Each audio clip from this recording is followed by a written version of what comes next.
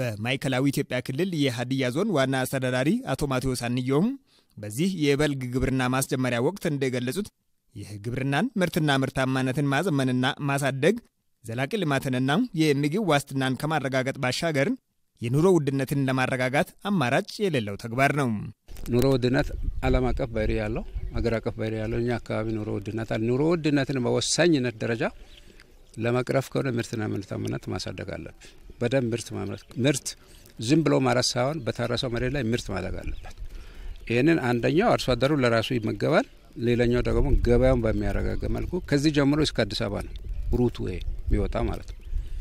እሱም ብቻ አይደለም፣ በየከተሞቹ የገነባናቸው የሰንበት ከሰንበት እስከ ሰንበት ብለን የገነባናቸው የሰንበት ገበያ ማዕከላት አሉ። ለነዛ ጭምር ያቀርባል። ለከተሞች ለራሱም ይመገባል፣ ለምርት ላይ ለልባቸው አካባቢ የማቅረብ ስራ ታቅዶ የተሰራ ስለሆነ ገበያውን ከማረጋጋት አንፃር በጣም ትልቅ ድርሻ አለው ማለት ነው። በዘንድሮው ለበልግ ግብርና የሚውል በቂ ማዳበሪያና ምርጥ ዘር በወቅቱ መቅረቡን የገለጹት ዋና አስተዳዳሪው በአሁኑ ወቅት የምርጥ ዘርና የማዳበሪያ እጥረት የገጠመው አርሶ አደር አለመኖሩን ተናግረዋል።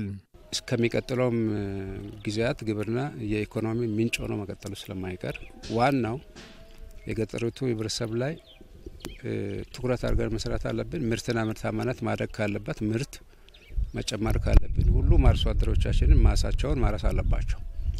በከተማም በገጠርም ትንሽም ትልቅም መሬት በሙሉ መታረስ አለበት። ከዚህ አንፃር በልግ ላይ እግዚአብሔር ረድቶን ዝናብ በጊዜ መጥተዋል።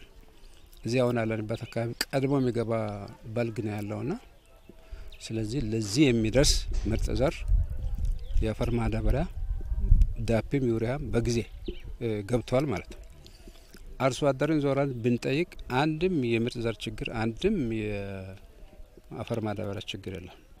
በእለቱ በዞኑ ምስራቅ ባደዋቸው ወረዳም በ6 ክላስተሮች በ335 ሄክታር ማሳ በኩታ ገጠም የበልግ በቆሎ የተዘራ መሆኑንና ከዚህ ቀደም ተዘርቶ የበቀለ በቆሎ ሰብል ውጤታማ መሆኑን የገለጹት ዋና አስተዳዳሪ አቶ ማቴዎስ ይህም በአርሶ አደሮች ዘንድ የቴክኖሎጂ አጠቃቀም ክፍተት አለመኖሩን አመላካች ነው ብለዋል። አርሶ አደሩ የቀረበውን የምርጥ ዘርና ማዳበሪያ ጥምርታን ጠብቆ በመዝራትና አረምንና ተባይን በተገቢው በመቆጣጠር ምርትና ምርታማነትን ለማሳደግ በልዩ ትኩረት መስራት እንደሚጠበቅባቸው አቶ ማቴዎስ አስገንዝበዋል። የሀዲያ ዞን ግብርና መምሪያ ኃላፊ ዶክተር ሀብታሙ ታደሰ በበኩላቸው በአመቱ ከ90812 ሄክታር በላይ ማሳን በበልግ በማልማት ከ8 ሚሊዮን በላይ ኮንታል በላይ ምርት ለማግኘት ታቅዶ ወደ ተግባር ተገብቷል ብለዋል። ከዚህ ውስጥም ከ31000 በላይ ሄክታር ማሳ በክላስተር በማልማት 3 ሚሊዮን ኮንታል ምርት እንደሚጠበቅም ዶክተር ሀብታሙ ጠቁመዋል። እንደ ዘንድሮ በሀዲያ ዞን ውስጥ በበልግ እርሻ ስራ ከ90000 ሄክታር በላይ መሬት ለማልማት አቅደን እየሰራን እንገኛለን። ከታቀደው ውስጥ ከ8 ሚሊዮን ኩንታል በላይ ምርት ለማግኘት ግብ አስቀምጠን እየሰራን እንገኛለን። ለበልግ ግብርና የሚውል 111000 ኩንታል የአፈር ማዳበሪያም ወደ ዞኑ የገባ ሲሆን ከዚህም እስካሁን ከ90000 ኩንታል በላይ ማዳበሪያ ለአርሶ አደሮች ተሰራጭቷል ብለዋል። አቅደን ያስቀመጥነውን ግብ ለማሳካት የግብአት አቅርቦት ወሳኝ ነው።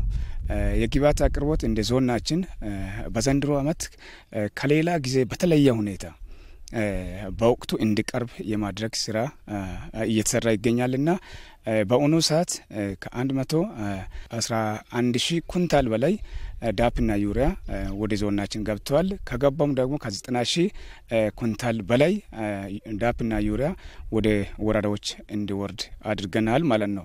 ካሁን በፊት በዚህ ወቅት የአፈር ማዳበሪያ ለአርሶ አደሮች ገብቶ አያውቅም። ግን ዘንድሮ ልዩ እቅድ የዞን መንግስት የክልል መንግስት በተቀናጀ መንገድ በመስራቱ ምክንያት ለአርሶ አደሮቻችን በወቅቱ የአፈር ማዳበሪያ እንዲገባ እየተደረገ ያለበት ሁኔታ ነው ያለው። አርሶ አደሩ የግብርና ቴክኖሎጂን በአግባቡ ተጠቅሞ እንዲዘራ በባለሙያዎች የምክር አገልግሎት እየተሰጠ መሆኑንም ዶክተር ሀብታሙ አመላክተዋል። በወረዳው በተለያዩ ቀበሌያት በክላስተር ተደራጅተው በኩታ ገጠም የበልግ በቆሎ በመዝራት ላይ የነበሩ አርሶ አደሮች በሰጡት አስተያየት ማዳበሪያና ምርጥ ዘር በወቅቱና በፍላጎታቸው መሰረት አግኝተው በወቅቱ የበልግ ግብርና እያከናወኑ መሆኑን ተናግረዋል።